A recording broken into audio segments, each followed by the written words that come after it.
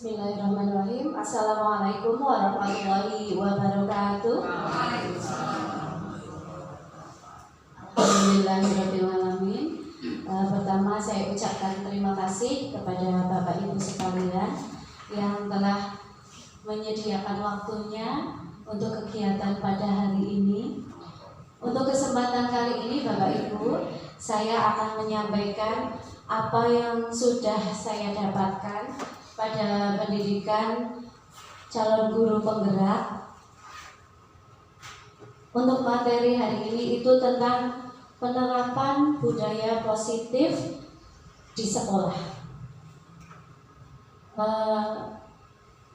Ini termasuk salah satu tugas dari kami sebagai calon guru penggerak untuk dapat menyampaikan apa yang kami dapatkan pada komunitas di sekolah.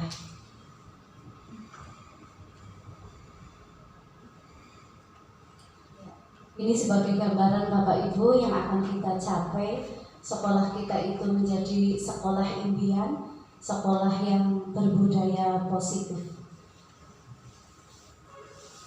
Untuk mengawali, saya akan menyampaikan untuk filosofi Ki Hajar Dewantara yang saat ini menjadi dasar pendidikan yang ada di Indonesia. Untuk yang pertama pastinya kita semuanya sudah sering mendengar dengan istilah yang disampaikan oleh Ki Hajar Dewantara, yaitu Ingarso Sungtulodo Irmadyo Mangun Karso Tutwuri Hanayani. Sangat sudah tidak asing deh Bapak Ibu di telinga kita sekalian, yang memiliki makna bahwa di depan bisa memberi contoh yang baik, untuk di tengah bisa memberi semangat, dan di belakang bisa memberi dorongan. Nah, ini bisa kita terapkan sebagai tugas kita sebagai pendidik dalam melayani peserta didik. Menurut Ki Hajar Dewantara, bahwa pendidikan itu diibaratkan seorang petani. Kita itu ibarat seorang petani Bapak Ibu yang sedang menanam benih. Jadi untuk anak-anak kita adalah benih tersebut. Kita sebagai petani tidak dapat mengubah jenis benihnya. Misalnya jenis padi nanti tumbuh menjadi gandum dan lain sebagainya. Padi itu akan tetap tumbuh menjadi padi. Namun kita sebagai petani dapat memberikan perlakuan yang benar agar benih tersebut dapat tumbuh dan berkembang. Sebagai petani, ini kita gambarkan sebagai petani berarti kita dapat memberikan pupuk, kemudian mengolah tanah, membuang hama, dan lain sebagainya.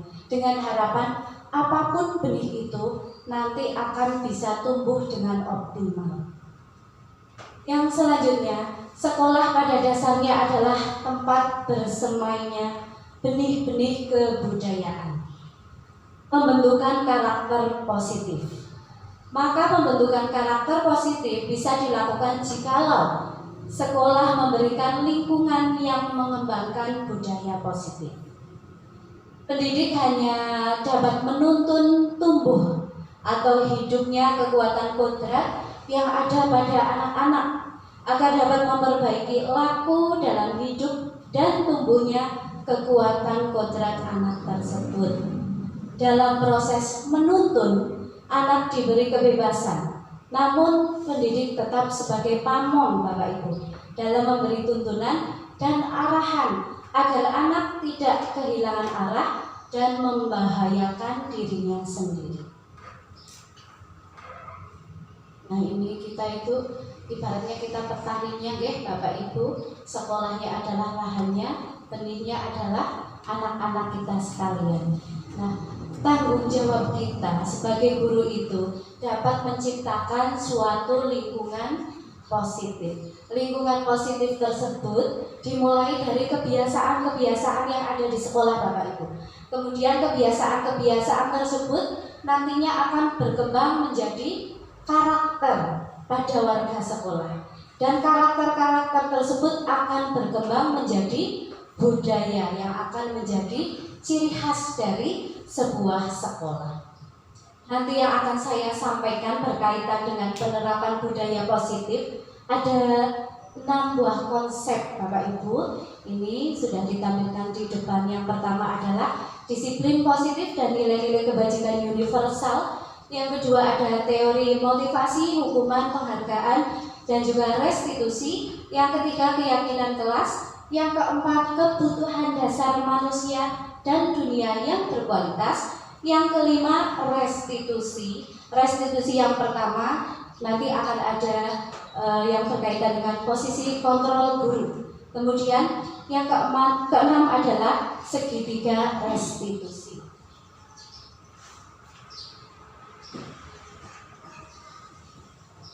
Untuk mengawali Bapak Ibu, ini kita akan mencoba berubah dari ada yang disebut dengan paradigma stimulus.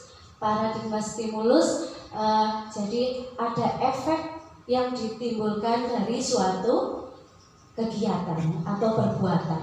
Nah, nanti kita akan mencoba berubah dari paradigma stimulus menjadi ke teori kontrol. Di sini akan ada kegiatan yang akan dilakukan Bapak Ibu sekalian. Kegiatannya adalah kegiatan kepalan tangan. Nanti Bapak Ibu berpasangan dengan sebelahnya saja. Nanti salah satu Bapak Ibu kita mengumpamakan kita memegang sesuatu yang sangat berharga di tangan kita. Kemudian teman yang lainnya akan berusaha untuk membukanya.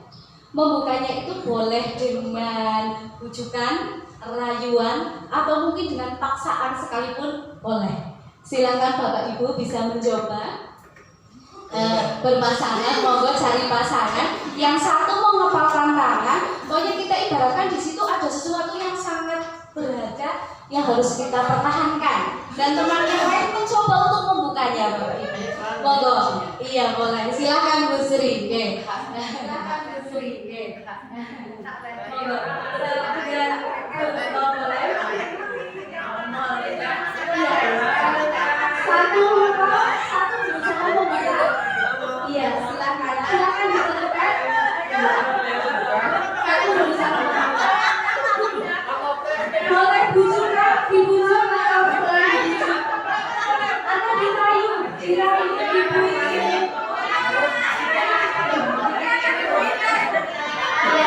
Ya, terima kasih Bapak Ibu sekalian. Ternyata begitu menyenangkan ya. Iya, apakah yang akan kita tuju sebetulnya dari kegiatan tersebut? Mungkin ada yang akan menyampaikan dari kegiatan tersebut. Kita ingin mengetahui dari tadi, mungkin ada yang berhasil membuka kepala tangannya deh. Siapa yang berhasil ya? Oh, Pak Yuli mungkin bisa menyampaikan. Bisanya berhasil itu karena apa?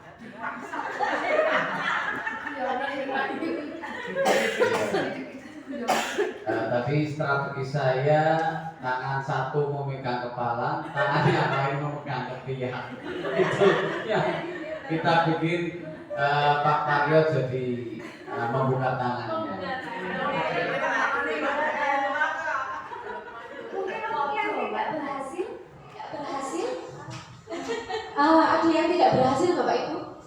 Mungkin dari yang berhasil, yang mempertahankan itu kira-kira kenapa tetap bisa mempertahankan seperti ini? Ternyata ya. Nah tadi boleh menghardik, mengancam dan lain sebagainya, merayu atau menyuap ya.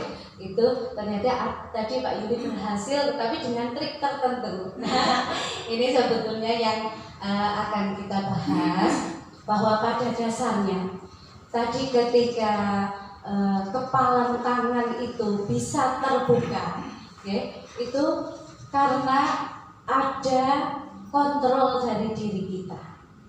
Bagaimana kepalan itu bisa terbuka? Apakah itu kontrol dari orang lain atau kita sendiri yang mempersilahkan orang lain untuk membukanya? seperti itu. Nah, kaitannya ini dengan teori kontrol itu ada dari Dr. William Glasser. Ini menyampaikan dalam kontrol teori meluruskan miskonsepsi tentang makna kontrol yang mungkin selama ini kita yakini bahwa kitalah sebagai pemegang kontrolnya. Nah, yang pertama adalah ilusi guru mengontrol murid. Ternyata kita menginginkan murid itu seperti yang kita inginkan, mengatur mereka, itu ternyata hanya ilusi Bapak Ibu. Ilusinya itu di mana? Ketika kita berhasil mengarahkan peserta didik untuk mengikuti apa yang kita inginkan, sebetulnya itu bukan kita yang mengontrol, tetapi peserta didiklah yang membiarkan dirinya untuk dikontrol, atau mereka itu manut, ialah wis yang manut baik itu.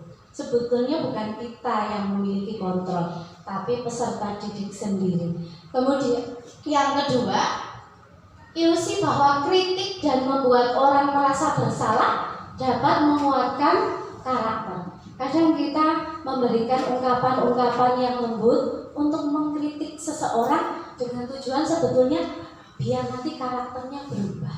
Tetapi sebetulnya tidak seperti itu Bapak Ibu, karena kritikan itu hanya akan memberikan bekas yang pada perasaan orang yang kita kritik itu, jadi ada bekas mereka menjadi kurang menerima, atas kritikan tersebut. Walaupun ketika kritikan seperti itu kadang kita tidak bisa mengamati secara langsung, oh orang itu dikritik marah dan lain sebagainya, kan tidak bisa kita amati, karena itu ada di perasaan mereka. Kemudian yang ketiga, ilusi bahwa semua penguatan positif, efektif dan bermanfaat. Ini dukungan yang positif, tidak semuanya ternyata itu ada efektif dan manfaatnya. Kemudian yang keempat, ilusi bahwa orang dewasa memiliki hak untuk memaksa, seperti tadi, dipaksa, you mesti bisa maksa bocah menjadi seperti ini dan lain sebagainya. Ternyata itu hanya ilusi kita, yang sebetulnya mereka sendirilah yang mempersilahkan dirinya untuk diatur. Ini tadi ada 4 ternyata miskonsepsi, kesalahan pemahaman selama ini. Kemudian bagaimana seseorang itu bisa berubah dari paradigma stimulus ke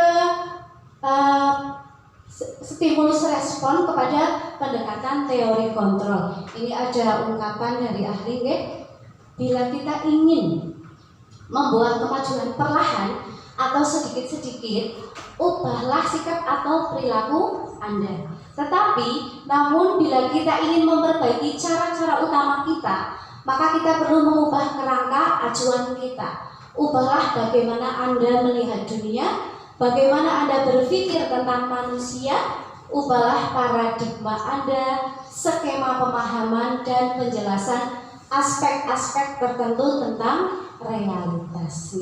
Jadi kalau untuk mengubah yang sedikit kita mulai dari diri kita, tetapi untuk yang lebih besar kita harus merubah cara berpikir kita. Ini untuk stimulus respon sendiri itu adalah prinsip belajar yang sederhana, di mana efek itu merupakan sebuah reaksi terhadap stimulus tertentu. Di sini ada perbedaan Bapak Ibu dari stimulus respon ini tentang dunia, kemudian ini teori kontrolnya. Pada stimulus respon, yang pertama kebutuhan, menganggap bahwa kebutuhan kita itu sama. Kemudian pada teori kontrol, pada kenyataannya kebutuhan kita itu sebetulnya berbeda. Kemudian semua orang melihat hal yang sama. Setiap orang memiliki gambaran yang berbeda. Kita mencoba mengubah orang agar berpandangan sama dengan kita. Ini pada stimulus respon. Tapi sebetulnya kita berusaha memahami pandangan orang lain tentang dunia. Kemudian perilaku buruk dilihat sebagai suatu kesalahan. Selama ini memang kita seperti itu, nggih Bu. Tetapi dalam teori kontrol, sebetulnya semua perilaku itu memiliki sebuah tujuan. Orang lain itu bisa mengontrol saya, padahal hanya Anda yang bisa mengontrol diri sendiri. Saya bisa mengontrol orang lain, sebetulnya tidak. Kemudian pemaksaan ada pada saat bujukan itu gagal, nggih. Nah, ini pada teori kontrol itu di sini lebih mengacu pada kolaborasi, kerjasama untuk menciptakan sebuah pilihan. Kemudian pada stimulus respon itu ada model berpikir kalau ada yang menang, ada yang kalah. Tapi pada teori kontrol ini model berpikir menang. Jadi tidak ada salah satu yang dirugikan seperti itu.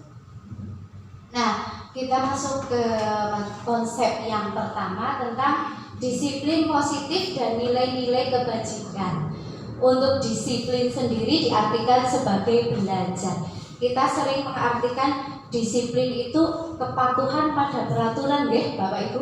Ya, nggih. Biasanya kalau ada kata disiplin mesti kaitannya dengan aturan, tata tertib, nggih. Nah, di sini untuk lebih dalam lagi untuk disiplin itu khususnya disiplin diri itu bisa membuat orang menggali potensinya menuju sebuah tujuan. Kemudian apa yang dia hargai, itulah disiplin sesungguhnya. Pada budaya kita makna disiplin telah berubah menjadi sesuatu yang dilakukan seseorang pada orang lain untuk mendapatkan kepatuhan, manut, nggih Bapak Ibu. Kecenderungan umum adalah menghubungkan kata disiplin dengan ketidaknyamanan. Kemudian bukan dengan apa yang kita hargai atau pencapaian suatu tujuan mulia. Nah, ini untuk nilai kebajikan. Disiplin positif dikaitkan dengan nilai kebajikan. Nah, nilai kebajikan ini istilah yang baru saya temui di guru penggerak. Apa sebetulnya nilai kebajikan itu, Bapak Ibu? Nilai kebajikan ternyata adalah sifat-sifat positif manusia yang merupakan tujuan mulia yang ingin dicapai setiap individu. Itulah yang dimaksud dengan nilai kebajikan. Nilai-nilai tersebut bersifat universal, umum, terlepas dari lintas bahasa, suku, bangsa, agama maupun latar belakang. Jadi nilai kebajikan itu bisa diterapkan oleh semuanya. Setiap perilaku atau perbuatan memiliki suatu tujuan seperti tadi yang disampaikan pada teori kontrol. Nah, dengan mengaitkan nilai-nilai kebajikan yang diyakini oleh seseorang, maka motivasi intrinsiknya, motivasi dari dalam itu akan terbangun, sehingga menggerakkan motivasi dari dalam untuk dapat mencapai tujuan yang mulia yang diinginkan. Berkaitan dengan nilai-nilai kebajikan, untuk nilai-nilai kebajikan yang dicapai, yang sekarang digalakkan oleh anak-anak Indonesia itu dikenal dengan profil pelajar Pancasila. Nah, ini Bapak Ibu untuk profil pelajar Pancasila, ada 6, Yang pertama, beriman, bertakwa kepada Tuhan Yang Maha Esa dan berakhlak mulia. Kemudian mandiri, bernalar kritis, berkebinekaan global, bergotong royong, dan juga kreatif. Untuk nilai-nilai kebajikan ini dengan bisa kita lakukan dengan langkah yang paling sederhana dulu. Kita bisa melaksanakannya dengan program pembiasaan di sekolah. Kemudian yang kedua itu tentang teori motivasi, hukuman, dan penghargaan serta restitusi. Nah, ini satu persatu akan saya sampaikan. Yang pertama adalah teori motivasi. Ternyata seseorang melakukan sesuatu itu ada motivasinya. Nah, motivasinya ini terbagi menjadi 3. Yang pertama, untuk menghindari ketidaknyamanan atau hukuman. Oke, biasanya kita bisa amati pada peserta didik, anak melakukan sesuatu itu bisa karena untuk menghindari rasa tidak nyaman. Oke, ini. Kemudian yang kedua, untuk mendapatkan imbalan dari orang lain atau institusi. Dan yang ketiga adalah motivasi yang terbaik, ini untuk menghargai diri sendiri. Ketiga motivasi ini dapat dikelompokkan menjadi motivasi yang berasal dari dalam diri sendiri dan juga berasal dari luar. Coba Bapak Ibu, manakah motivasi yang berasal dari luar? Karena pengaruh dari luar Bapak Ibu. Iya, betul. 1, 2, oke? Untuk menghindari ketidaknyamanan, kan itu ada pengaruh dari luar, oke?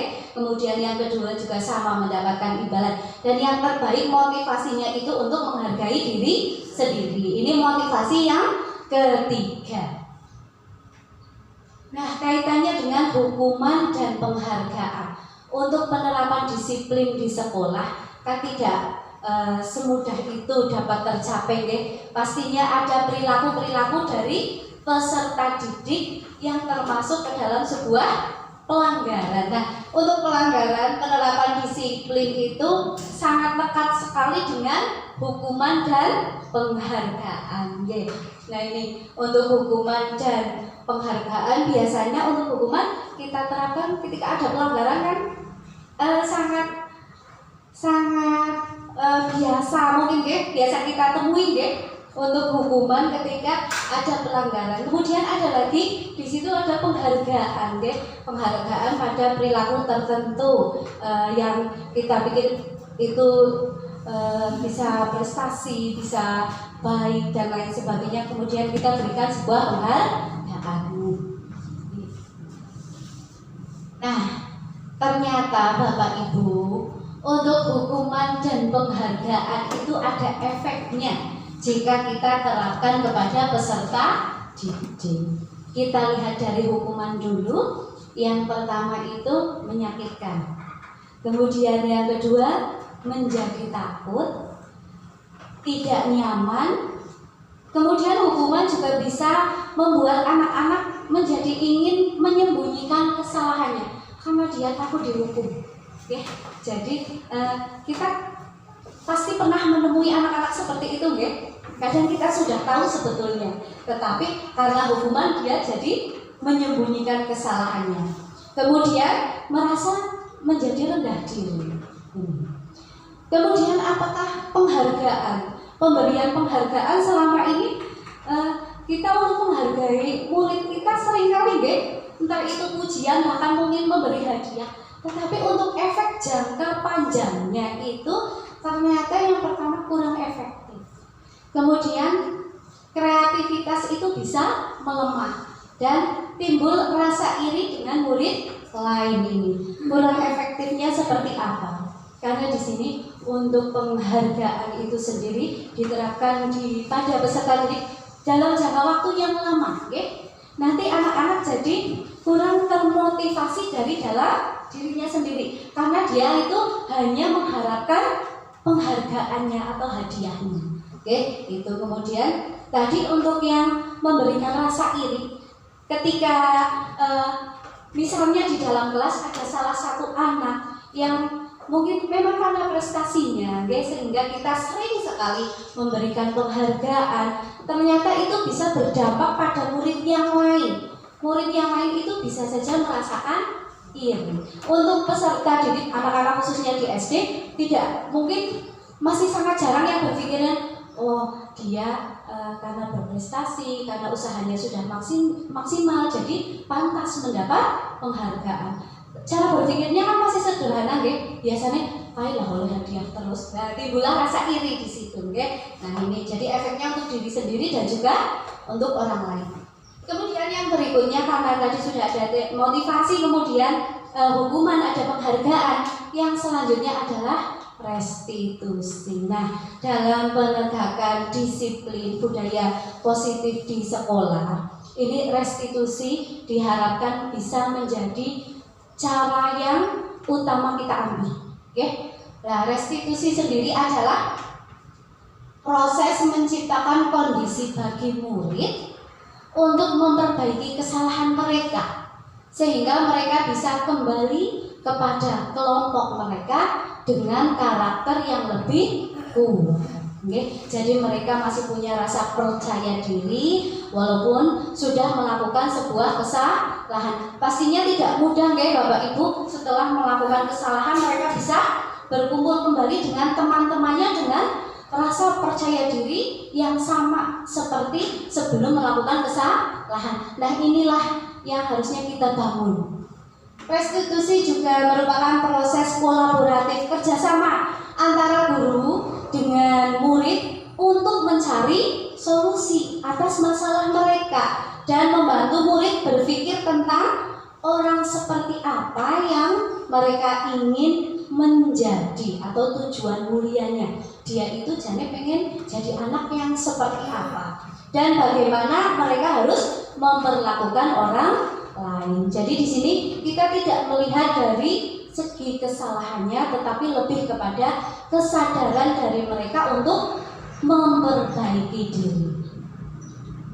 Ini ada 9 ciri-ciri dari restitusi Bapak Ibu. Yang pertama, bukan untuk menebus kesalahan, tapi untuk belajar dari kesalahan.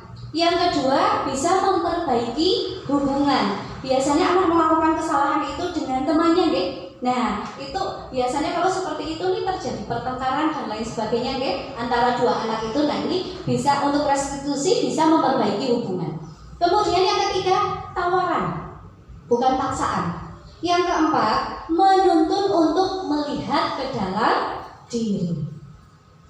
Yang kelima, mencari kebutuhan dasar yang mendasari tindakan mereka. Kemudian cara restitusi diri adalah cara yang paling baik. Restitusi fokus pada karakternya, bukan tindakan. Restitusi fokus pada solusi. Dan yang terakhir, restitusi bisa mengembalikan murid yang berbuat salah pada kelompoknya dengan karakter yang lebih baik. Nah, ini murid yang merdeka gambarannya itu seperti apa? Ini disampaikan oleh Ki Hajar Dewantara. Merdeka itu artinya tidak hanya terlepas dari perintah, akan tetapi juga cakap buat memerintah diri sendiri. Ini lebih merdeka itu sendiri seperti itu. Nah, ini untuk mencapai budaya, menjadi budaya yang ada di sekolah tahapannya Bapak Ibu. Ini seperti ini, kita kan semuanya ada di lingkaran ini, sebuah institusi, tidak bisa kita bergerak sendiri. Untuk menciptakan budaya positif yang nantinya bisa diterapkan oleh seluruh warga sekolah, ini yang pertama bisa kita mulai dari yang paling kecil, yang paling dekat dengan kita di kelas kita sendiri, yaitu dengan membuat peraturan kelas. Kemudian peraturan itu nanti disepakati, kemudian dijadikan sebagai keyakinan di kelas kita masing-masing. Dan selanjutnya, apabila masing-masing kelas itu sudah bisa menerapkan, itu akan berkembang menjadi lingkungan yang positif. Apabila semuanya lingkungannya sudah positif, pastinya akan membentuk budaya positif di sekolah. Ini idealnya seperti ini. Nah, ini contoh budaya positif. Ini perbedaan antara peraturan dengan keyakinan. Kenapa tidak disebut peraturan? Karena peraturan itu lebih kepada masih sangat bergantung dengan motivasi dari luar, berbeda dengan keyakinan. Ini untuk contoh-contohnya, bisa Bapak Ibu baca, itu untuk peraturannya di kelas seperti itu. Nah, dari peraturan-peraturan itu sebetulnya ada nilai dari keyakinan dari kelas itu sendiri. Contohnya ini, selalu kembalikan buku ke tempatnya. Itu nilai keyakinannya adalah keyakinan rasa tanggung jawab dan seterusnya. Ini contohnya, Bapak Ibu, ada banyak sekali ini. Ini perbedaan antara peraturan dan keyakinan kelas. Nah, ini kemudian dari keyakinan yang sudah kita sepakati di kelas ini, pastinya kita juga butuh proses yang panjang. Tidak sedikit juga akan terjadi pelanggaran, okay? Nah, ini tadi untuk pelanggaran yang sangat lekat sekali dengan ada hukuman. Kemudian di sini ada satu lagi yaitu konsekuensi. Nah, apakah perbedaan hukuman dan konsekuensi? Mungkin ada yang mau menyampaikan? Untuk hukuman, ini sebagai contohnya. Jadi kalau hukuman itu biasanya satu pihak,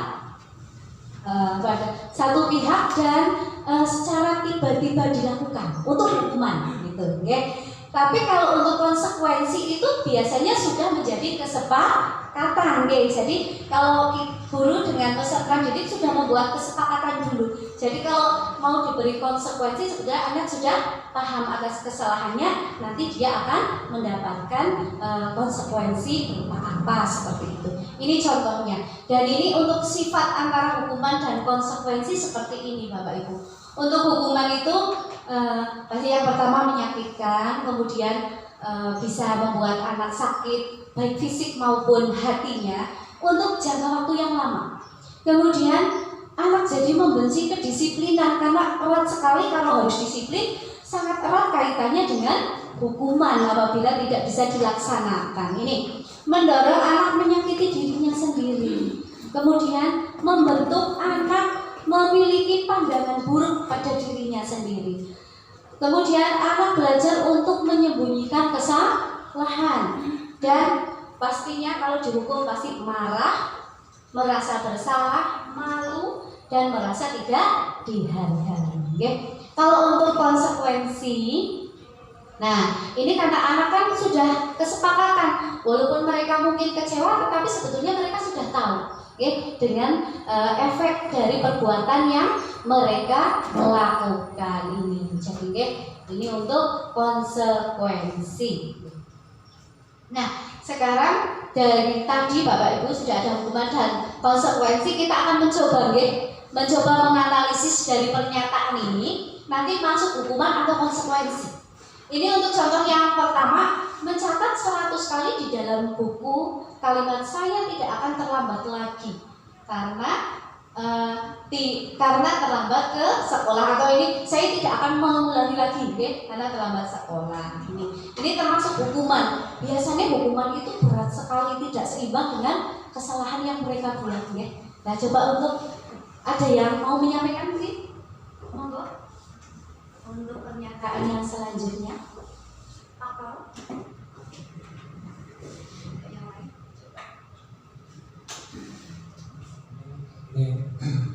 Lari mengelilingi lapangan basket 2 kali karena terlambat saja di sekolah. Monggo Bapak Ibu, apa hukuman? Hukuman. Tidak ada hukumannya sebetulnya. Coba nanti kita satu hukuman, yang kedua hukuman, yang lain mungkin. Murid diminta untuk push up 15 kali karena tidak menggunakan masker ke sekolah. Apa Bapak Ibu? Hukuman. Menggantikan kertas tugas teman yang telah dicoret-coret. Konsekuensi. Ya. Terus membersihkan tumpahan air di meja tulis karena tersenggol pada saat belajar. Murid disuruh untuk mengenakan sepatu seharian di sekolah karena tidak mengenakan sepatu hitam. Terus ini lari mengelilingi lapangan basket 2 kali karena terlambat 10 menit untuk pelajaran besoknya. Itu konsekuensi alasan pelajarannya di sini. Coba alhamdulillah kita sudah bisa membedakan antara hukuman dan konsekuensi. Pak Toro bisa dimunculkan untuk jawabannya yang tadi. Oh ya, tidak apa-apa, ini memang betul untuk yang laki-laki Pak Toro. Ya, yang konsekuensi ini berarti mulai dari ini, menggantikan kertas tugas teman, ya. Iya. Kemudian karena kertas tugasnya mungkin rusak, itu dicoret-coret kemudian diganti. Itu kan seimbang, ya, dengan perbuatannya. Kemudian membersihkan tumpahan air di meja, dan yang terakhir ini lari mengelilingi lapangan basket sampai 2 kali karena menambah 10 menit karena ini untuk pelajaran PJOK. Jadi sudah ada kesepakatan dengan gurunya. Berarti ini konsekuensi. Oke, betul. Jadi antara tadi kita jadi sudah bisa menentukan pilihan. Seandainya peserta didik kita melakukan sebuah pelanggaran, itu kita bisa memilih akan menghukum atau memberikan konsekuensi. Dan ada satu lagi di sini adalah restitusi. Tadi sudah sekilas saya sampaikan untuk restitusi lah. Di sini sudah terlihat jelas sekali perbedaannya, Bapak Ibu, untuk hukuman, konsekuensi, dan restitusi. Dan kesimpulannya, untuk hukuman itu akan memberikan identitas gagal pada anak didik kita. Untuk yang kedua ini, konsekuensi dan restitusi, ini termasuk pada penerapan disiplin, itu bisa membuat anak kita menuju pada identitas sukses. Tetapi antara konsekuensi dan restitusi, pastinya kita akan memilih yang paling baik, itu sebisa mungkin menghindari hukuman, konsekuensi, dan kita tempuh dengan cara restitusi. Karena restitusi ini akan memberikan efek yang sangat baik untuk peserta didik ini, dalam jangka waktu yang lama mereka nanti akan berubah, mulai dari atau atas kesadarannya dari dalam dirinya sendiri. Ini akan bertahan lebih lama kalau penyelesaiannya dengan cara restitusi. Nah, kaitannya dengan perilaku anak didik kita di sekolah, ada perilaku menyimpang, melanggar. Sebetulnya mereka itu hanya untuk memenuhi kebutuhan dasarnya. Nah, di sini ada kebutuhan dasar manusia, ada 5. Yang pertama untuk bertahan hidup. Bertahan hidup hubungannya dengan fisik, Kita pernah menemui anak yang meminta makanan temannya, bahkan mungkin mengambil, tidak meminta saja tapi mengambil juga. Karena apa? Karena dia itu sebetulnya berusaha untuk memenuhi kebutuhan untuk bertahan hidup. Di sekolah dia tidak membawa apa-apa, sementara teman-temannya sudah dibekali dengan lengkap sekali. Nah, timbullah seperti itu. Sebetulnya kita harus mempelajari kebutuhan anak tersebut. Ini nomor 1. Kemudian cinta dan kasih sayang. Banyak sekali anak-anak caper, cari perhatian dengan gurunya. Sebetulnya mereka itu kekurangan cinta dan kasih sayang. Mereka melampiaskannya dengan cara seperti itu, mencari perhatian. Dan mencari perhatiannya ini kadang-kadang jadi menimbulkan perilaku yang kurang sesuai. Kemudian kebebasan. Ada anak yang diatur kok susah sekali. Mungkin dia itu membutuhkan kebutuhan berupa kebebasan untuk mengekspresikan dirinya. Kemudian kesenangan. Ada anak yang suka meledak temannya tapi dia bahagia sekali. Nah, iya benar, puas. Nah, ternyata kebutuhannya itu dia membutuhkan kesenangan itu. Dan yang kelima, kekuasaan, power untuk menguasai teman-temannya. Mungkin dia agak terkekang dalam kehidupannya di rumah sehingga dia melampiaskan di sekolah. Ini 5 kebutuhan dasar yang menjadi dasar kita ketika kita menangani peserta didik. Nah, ini untuk penjelasannya tadi, sudah saya sampaikan sekilas, bisa kita lanjutkan. Nah, ketika kita menangani peserta didik kita di sekolah, ternyata kita itu sedang menerapkan posisi kontrol kita pada peserta didik. Ini posisi kontrol guru pada peserta didik ini ada 5. Tadi kita sudah membahas ada hukuman, penghargaan dan lain sebagainya. Ini yang pertama dalam menangani anak-anak, pastinya mungkin salah satu atau semuanya pernah kita laksanakan di kelas kita. Yang pertama, kita memposisikan diri sebagai penghukum. Penghukum itu seperti apa? Biasanya hukumannya bisa fisik. Tadi sudah untuk hukuman fisik bisa juga verbal. Verbal itu biasanya dengan kata-kata yang menghardik seperti itu, menghardik. Kemudian kata-kata yang kasar itu menghukum.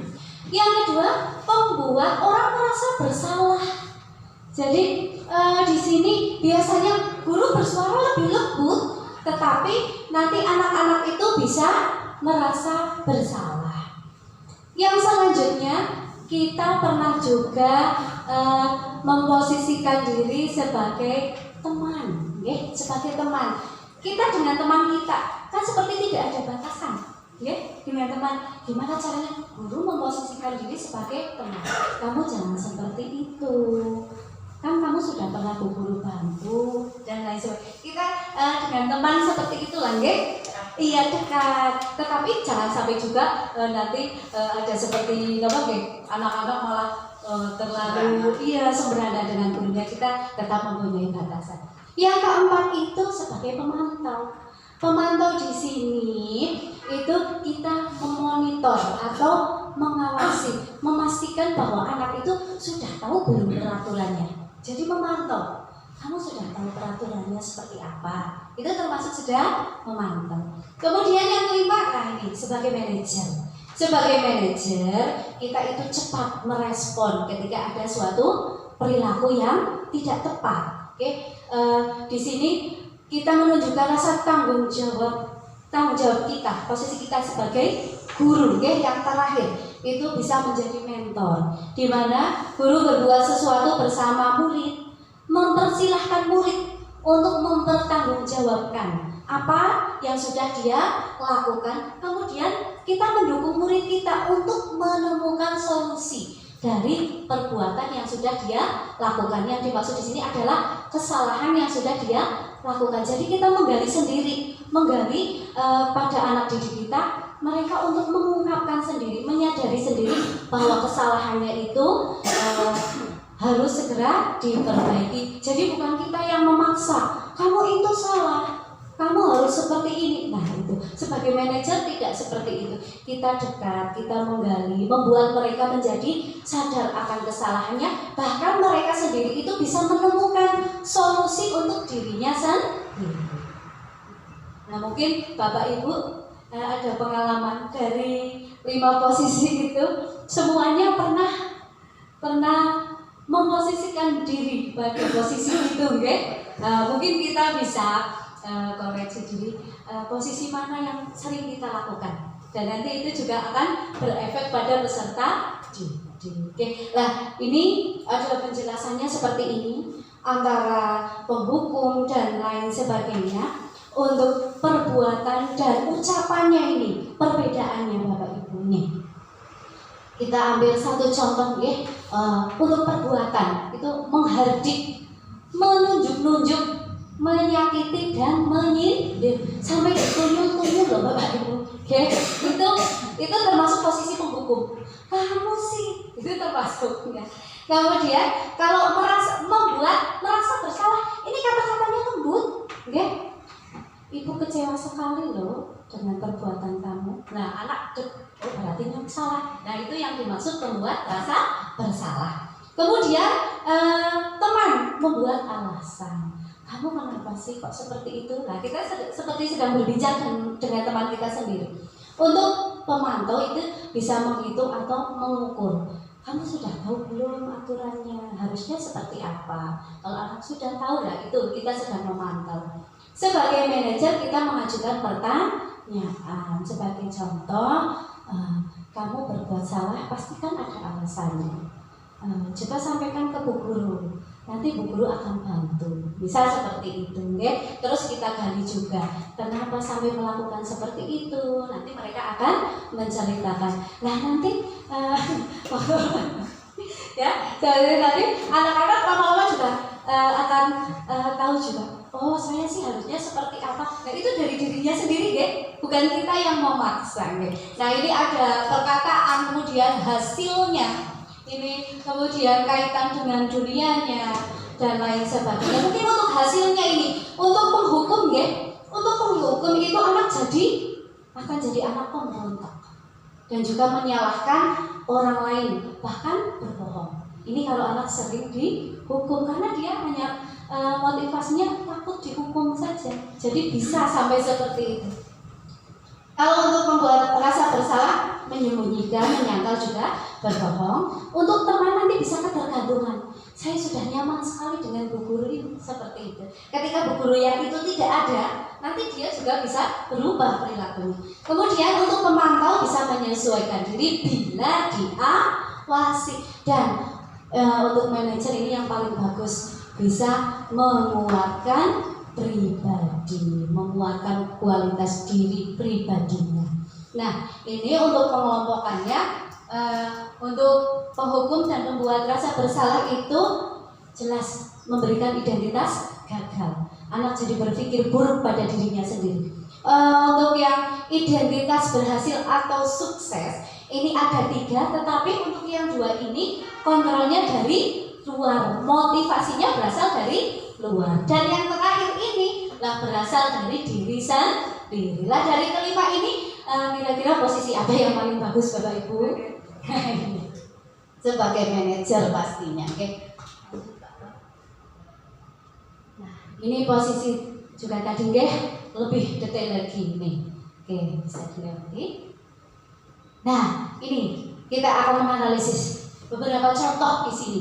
Ini nanti masuk pada posisi-posisi yang tadi sudah saya sebutkan. Saya kecewa sekali dengan kamu. Ini masuk apa? Rasa bersalah. Kemudian kamu tidak pernah benar melakukannya. Tidak pernah benar loh Bapak Ibu. Tidak pernah benar. Coba termasuk kelompok ini. Apakah penghukum? Kata-katanya untuk penghukum itu menghardik, bahkan sampai menunjuk-nunjuk. Itu kasar juga. Gitu. Kalau yang ketika ayolah lakukan demi ibu, demi ya. Apakah kamu mau mendapatkan stiker bintang hari ini? Ini sebagai ini ada kedekatan juga, okay? Ini memberi tawaran kepada anak itu. Kira-kira sebagai apa? Manajer atau pemantau, bahkan mungkin teman pemantau.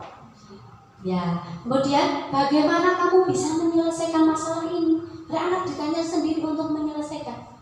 Manajer nih, kamu selalu yang paling terakhir, selalu lagi. Apa mungkin selalu? Ya, betul. Ya.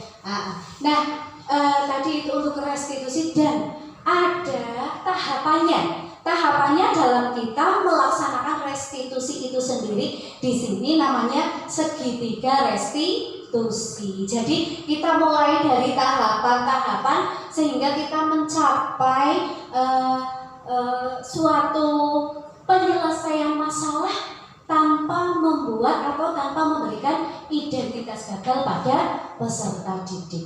Ini tahapannya untuk segitiga restitusi itu proses menciptakan kondisi bagi murid untuk memperbaiki kesalahan mereka sehingga mereka bisa kembali pada kelompok mereka dengan kelakuan atau karakter yang lebih kuat, yaitu lebih baik. Tahapannya yang pertama menstabilkan identitas, yang kedua validasi kebutuhan, tadi kebutuhan manusia dasar, okay? Kemudian yang ketiga menanyakan keyakinan. Ya, kita mulai untuk yang pertama ini digambarkan dengan segitiga seperti ini.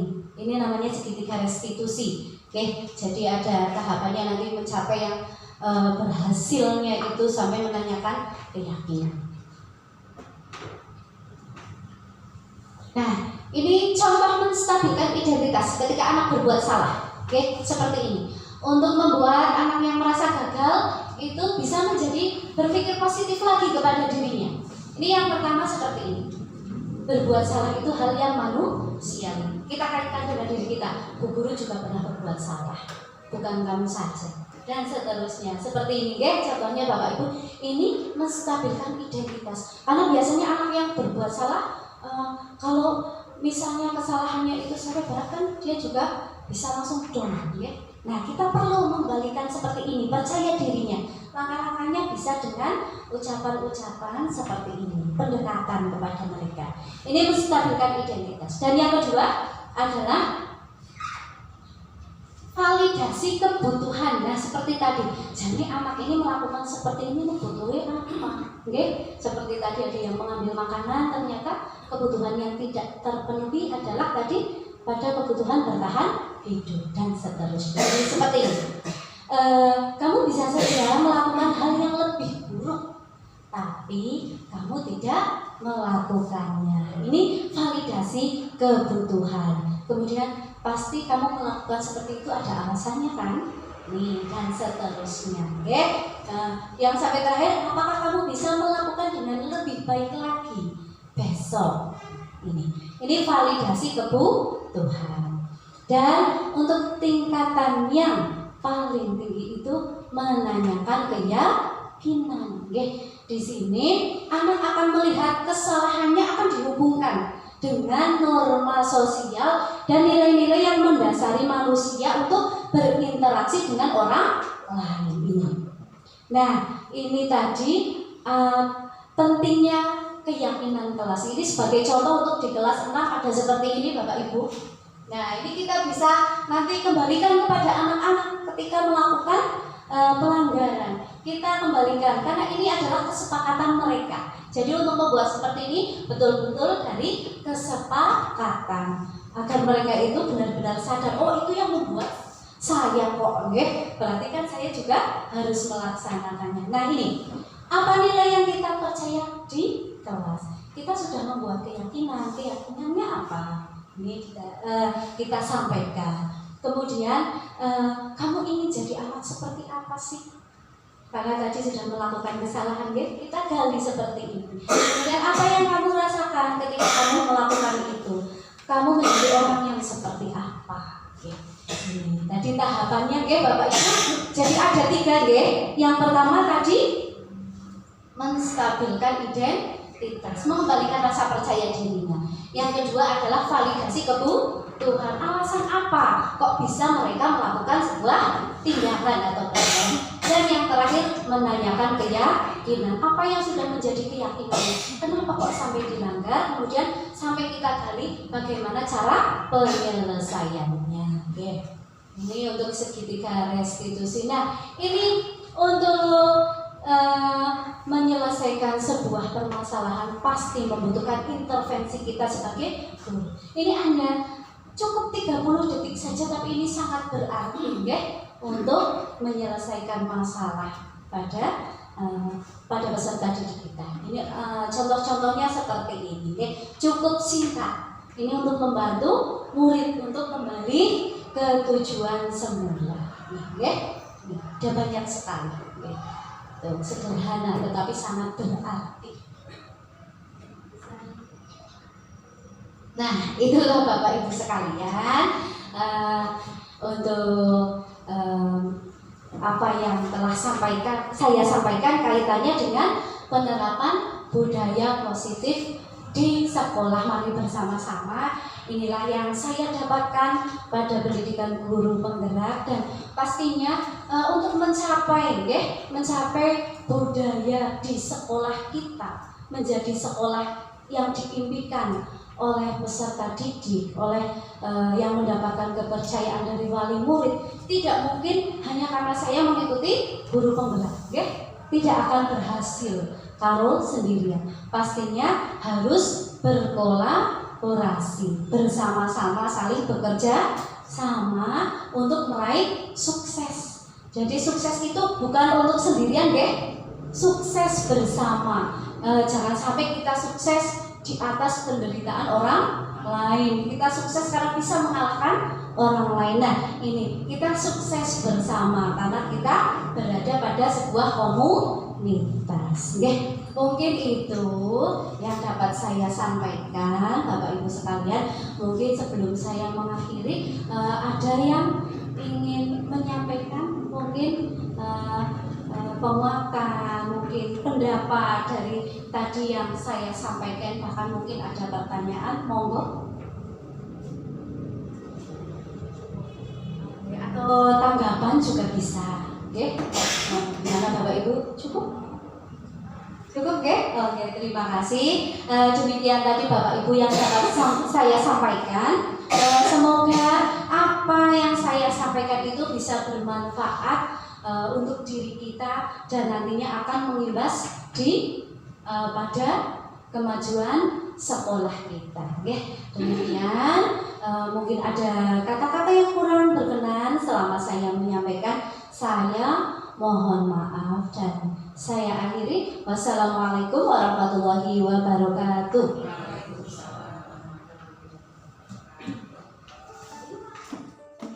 Assalamualaikum warahmatullahi wabarakatuh.